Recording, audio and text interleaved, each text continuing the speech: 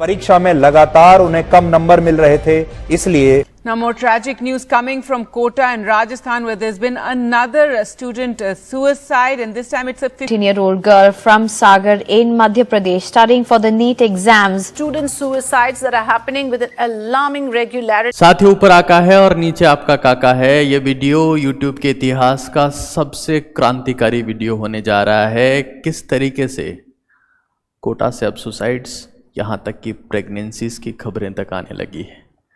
अगर आप कोटा में पढ़ रहे हैं या आप कोटा में पढ़ने वाले स्टूडेंट के पेरेंट्स हैं या आप वहाँ जाने की सोच रहे हैं या एज ए पेरेंट आप स्टूडेंट को वहाँ भेजने के बारे में सोच रहे हैं, अगर आपका कोटा से कहीं तक का कोई नाता नहीं है लेकिन फिर भी आप जेईई और नीट की तैयारी कर रहे हैं, ये वीडियो आपके लिए। ये वीडियो इन्फॉर्मेटिव वीडियो नहीं है, फनी वीडियो भी नहीं है, ये वीडियो सुपर नॉलेजेबल वीडियो है। कैसे जेईई और नीट के एस्पिरेंट्स अपनी स्ट्रगलिंग दुनिया में ख़त्म हो रहे हैं, कैसे कोटा दम तोड़ रहा है।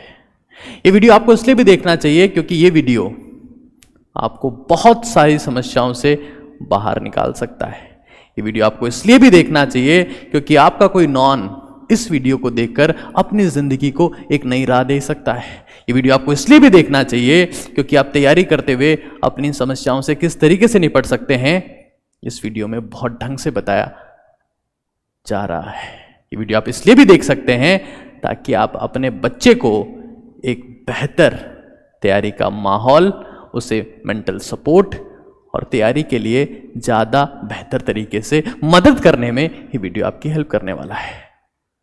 कैसे कोटा दम तोड़ रहा है, इस वीडियो में जानते हैं।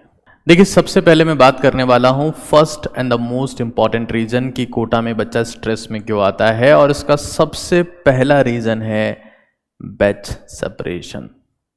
कोटा में एक सिस्टम है और वो सिस्टम कहता है कि हमारे लिए 95% बच्चा बैंकर है जो पैसे देता है, उन बच्चों के लिए जो टेस्ट में टॉप रैंक ला रहे हैं, उन बच्चों को अच्छे होटल्स में रुकवाया जाता है। और कुछ स्टूडेंट ने मुझे यहाँ तक कहा कि उन स्टूडेंट्स के लिए ड्राई फ्रूट्स भी कोचिंग इंस्टीट्यूट्स ही देते हैं। होटल्स में क्लासेस लेने के लिए टॉप टीचर्स को भेजा जाता है और उन बच्चों से किसी को मिलने नहीं दिया जाता। यही बच्चे आगे जाकर कोटा के उन इंस्टीट्यूट्स के लिए रैंक लेकर आते हैं और बाकी बच्चे उनके रिजल्ट सेलिब्रेशन में सिर्फ डांस करते हैं। ऐसा कहा जाता है कि जो बच्चे रैंकर्स हैं उनको टॉप टीचर्स पढ़ाते हैं, लेकिन जो पीछे के बच्चे हैं यानी जो बैंकर्स हैं उनको ऐसे टीचर्स सौंप दिए जाते हैं या ऐसे टीचर्स के हवाले कर दिया जाता है जिनको सब्जेक्ट के बेसिक्स नहीं पता। मैं आपको फिर कह रहा हूं, टॉप टीचर वो नहीं होता जो एडवांस पढ़ाता है, टॉप टीचर वो होता है जो सब्जेक्ट का बेसिक समझता है, क्योंकि बेसिक से ही एडवांस बनता है। मैं यहाँ पर किसी डेटा और फैक्ट के बारे में बात नहीं करने वाला हूँ कि किस रिपोर्ट के हिसाब से कोटा में किस महीने में कितने बच्चों ने सुसाइड किया, क्योंकि वो हो चुका है, उसका कोई मतलब नहीं है। मैं यहाँ सॉल्यूशन की बात करने आया हूँ।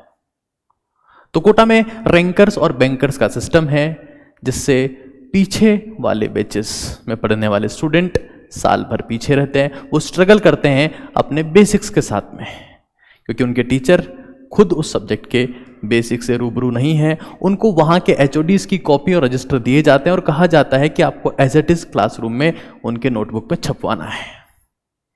इन्हीं बच्चों की समस्याओं को समझते हुए हमने हमारे YouTube चैनल पर नीट की नींव के नाम से एक पूरी सीरीज लॉन्च की है जिसमें सब्जेक्ट के बेसिक के बारे में बताया गया है। और आज हमारे इस चैनल पर 60% बच्चे जो कंटेंट देख रहे हैं वो सभी बच्चे हैं जो कोटा में लाखों रुपए की फीस भर चुके हैं। अगर आपका स्टूडेंट भी बेसिक कॉन्सेप्ट को लेकर अभी स्ट्रगल कर रहा है तो नीट की नींव जो जेईई के लिए भी है, क्योंकि उसमें सब्जेक्ट की बेसिक बात की गई है, आप सजेस्ट कर सकते हैं, लिंक डिस्क्रिप्शन में है, कमेंट में है। रैंकर्स और बैंकर्स वाला सिस्टम इसलिए किया जाता है क्योंकि दुनिया में हर चीज बहुत सारी है लेकिन अच्छी चीज बहुत बहुत लिमिटेड है। भारत में दूध अंधाधुंध मात्रा में पैदा होता है, लेकिन भारत वो देश है जिसमें 90% दूध पीने लायक नहीं है, यानी कि बेकार दूध है। भारत में खाना बहुत सारा है लेकिन टॉक्सिकेटेड है। ऐसे ही कोटा में टीचर्स बहुत सारे हैं लेकिन अच्छे टीचर्स मात्र 5% है, और यहीं से रैंकर्स और बैंकर्स का सिस्टम जनरेट होता है। अगर आपका बच्चा लकी है, अगर आप किस्मत वाले हैं, तो आपका बच्चा अच्छे टीचर से पढ़ेगा, वरना सिर्फ वो 5 लाख रुपए देकर वापस घर आ जाएगा। और ये बच्चे को स्ट्रेस में डालता है कि यार मैं अपने माँ बाप का इतना सारा पैसा लेकर यहां पर आया हूं और अब मेरे साथ में पार्शलिटी हो रही है। कर कुछ नहीं सकता, क्योंकि अगर वो पेरेंट्स को शिकायत करता है तो पेरेंट्स कहेंगे कि तू खुद नालायक है। सिस्टम को शिकायत करता है तो सिस्टम में उसकी कोई सुनने वाला नहीं है। रैंकर्स और बैंकर्स स्टूडेंट को स्ट्रेस में डाल रहे हैं और कोटा दम तोड़ रहा है। त्रयम उपस्तंभा आहारम स्वप्नम ब्रह्मचर्य च सति। आयुर्वेद के अनुसार यह कहा गया है कि किसी भी इंसानी जीवन के 3 स्तंभ होते हैं। एक आहार यानी कि फूड यानी कि डाइट, निद्रा यानी कि नींद, और ब्रह्मचर्य यानी प्रोटेक्टिंग योर सीमन, वीर्य रक्षण। अक्सर यह देखा गया है कि जब कोई स्टूडेंट अपना घर छोड़कर दूसरी जगह जाता है तो वो डाइट कॉम्प्रोमाइज करता है। या तो उसको टेस्ट पसंद नहीं आता, या खाने में ही दम नहीं होता। जब वो दाल में दाल ढूंढ रहा होता है तो उसे दाल के छिलके दिखाई पड़ते हैं। और जब डाइट लगातार कॉम्प्रोमाइज होती है, क्योंकि आपको मेंटली बहुत मेहनत करनी है, हर दिन आपको 10 घंटे 12 घंटे पढ़ना है, लेकिन आपकी डाइट बहुत पुअर है, तो स्ट्रेस आना लाजमी है। और इस केस में वो स्ट्रेस एक दिन डिप्रेशन में और फिर सुसाइडल थॉट्स में बदल जाता है। अगर आप किसी साइकेट्रिस्ट के पास में जाएंगे तो साइकेट्रिस्ट आपको 2 चीजों के बारे में स्ट्रांगली सजेस्ट करेगा। पहला कि आपको नींद लेनी है और आपको नींद नहीं आ रही है तो उसके लिए आपको टैबलेट्स देंगे, और दूसरा डाइट सप्लीमेंटेशन के ऊपर आपको प्रिस्क्रिप्शन लिखेंगे और अपनी डाइट पर काम करने को कहेंगे। और तब भी आप देखिएगा, जब भी किसी का साइकेट्री ट्रीटमेंट होता है तो उसका वजन बढ़ जाता है, क्योंकि वो बहुत सारी नींद ले रहा होता है और बहुत सारा खाना खा रहा होता है। अपने दिमाग को रिलैक्स करने का फाउंडेशन है SED, स्लीप, सोइए, E, एक्सरसाइज, ताकि आप ब्रह्मचर्य का पालन कर पाएं, D, डाइट आप फॉलो कर पाएं। अगर आप SED को फॉलो नहीं करते हैं तो आप हमेशा SAD रहेंगे। तो जितने भी पेरेंट्स कोटा में अपने बच्चों को भेजते हैं, मैं उनको स्ट्रांगली सजेस्ट करूंगा कि वो उनकी डाइट में ड्राई फ्रूट्स जरूर से रखें, क्योंकि ड्राई फ्रूट्स में वो बेसिक माइक्रो न्यूट्रिएंट्स हैं जो उनके ब्रेन को काम रखते हैं, एफिशिएंट बनाते हैं। सिर्फ कोटा की ही बात नहीं, आजकल तो अजमेर में जहां पर हम लोग ऑफलाइन पढ़ा रहे हैं, वहां पर भी आज हिंदुस्तान के 20 से 22 स्टेट से बच्चा पढ़ने आ रहा है। और मैं पहले ही दिन क्लास में बताता हूं कि आपको हर दिन अपनी डाइट में भीगे हुए बादाम, अखरोट और किशमिश रखने ही रखने हैं। तो अगर आप इस वीडियो को देख रहे हैं तो प्लान कीजिए उनके लिए, उनकी डाइट के लिए प्लान कीजिए।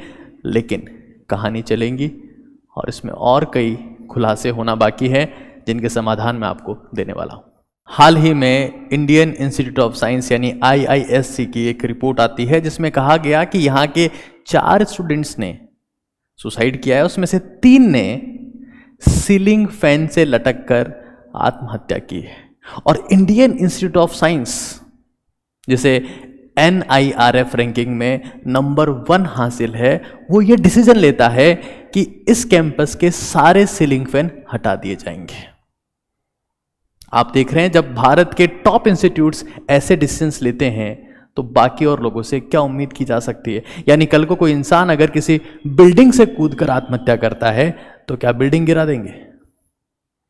सबसे इंपॉर्टेंट यह है कि जिंदगी में सुसाइडल थॉट्स, नेगेटिव थॉट्स का फाउंडेशन स्ट्रेस होता है। और स्ट्रेस तब होता है जब आप SED, स्लीप, एक्सरसाइज और डाइट के ऊपर काम नहीं करते हैं। किसी चीज को हटा देना, खत्म कर देना इसका सॉल्यूशन नहीं है। स्लीप, एक्सरसाइज और डाइट ये रियल फाउंडेशन है। लेकिन साथ में उतना ही इंपॉर्टेंट है आपकी संगति। संगति को अगर आप डिवाइड करते हैं 2 पार्ट में तो इसका सीधा मतलब निकल के आता है संग गति, यानी कि साथ साथ चलना। ऐसा कहा गया है कि आप अगर 5 मूर्खों के साथ में रहते हैं तो छठे मूर्ख आप होंगे। 5 योग्य इंसानों के साथ में रहते हैं तो छठे योग्य इंसान आप होंगे। 5 ब्रिलियंट इंसानों के साथ में रहते हैं तो छठे ब्रिलियंट इंसान आप होंगे।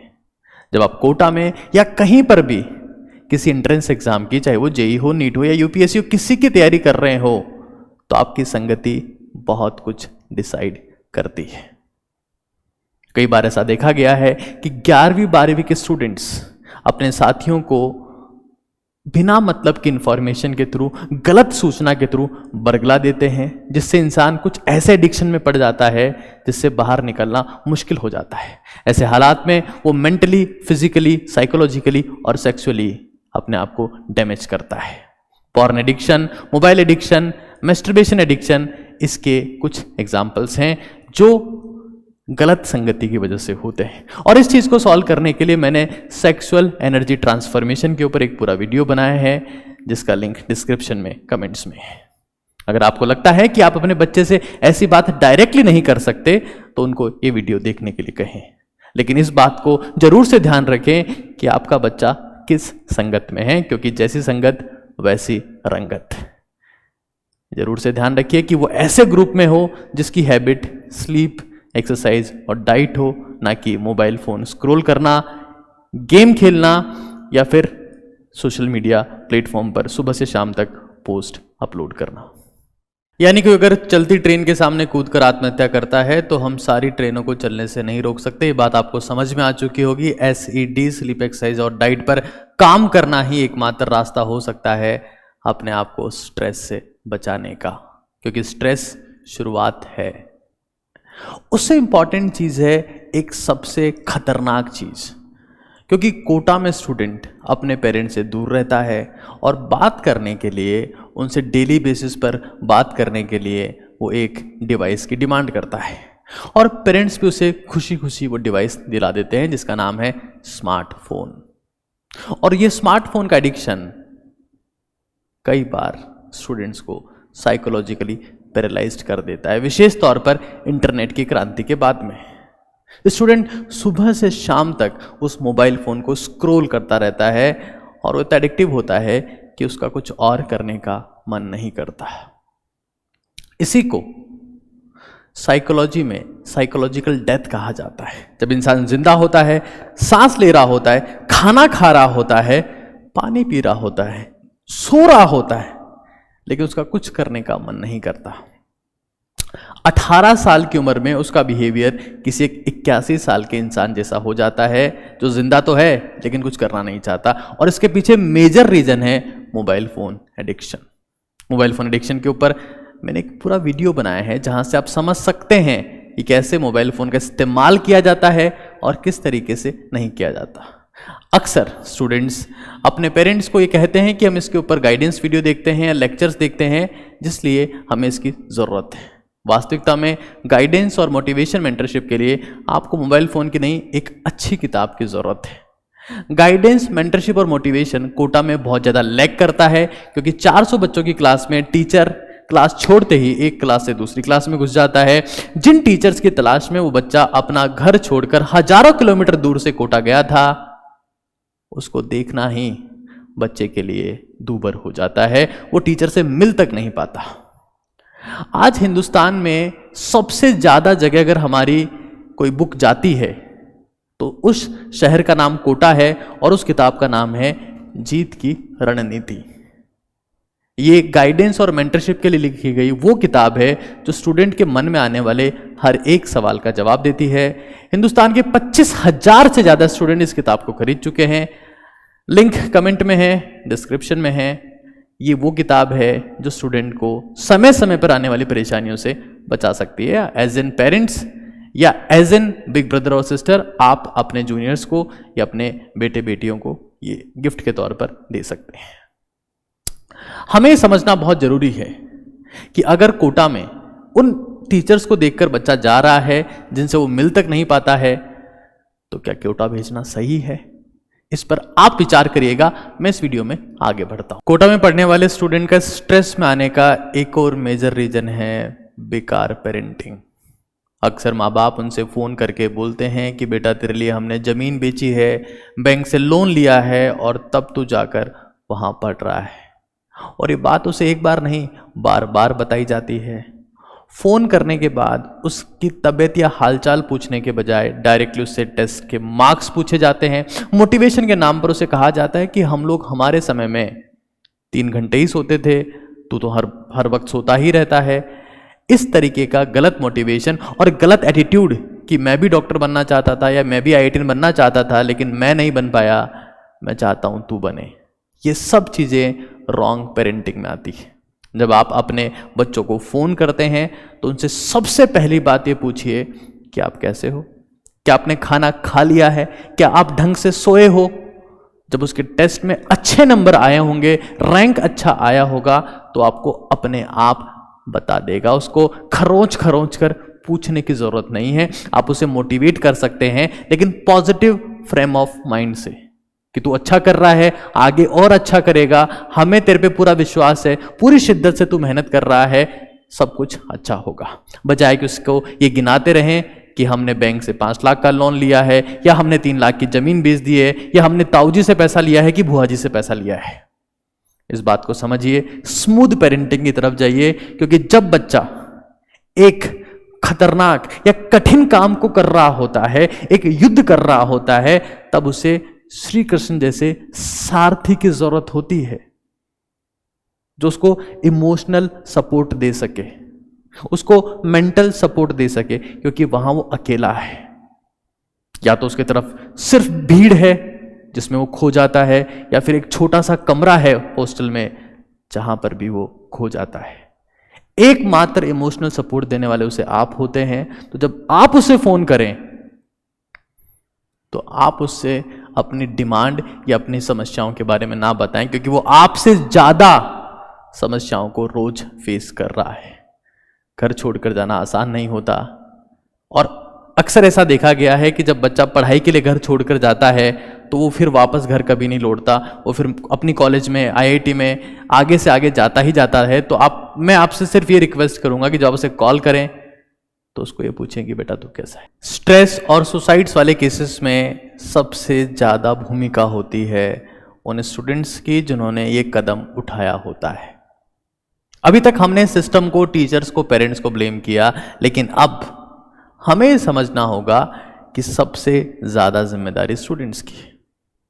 आपको ये समझना पड़ेगा कि जब आप इस धरती पर पैदा हुए हो तो आपको युद्ध तो लड़ना पड़ेगा, संघर्ष तो करना पड़ेगा। दुनिया में कोई भी चीज आसान नहीं होती दोस्त।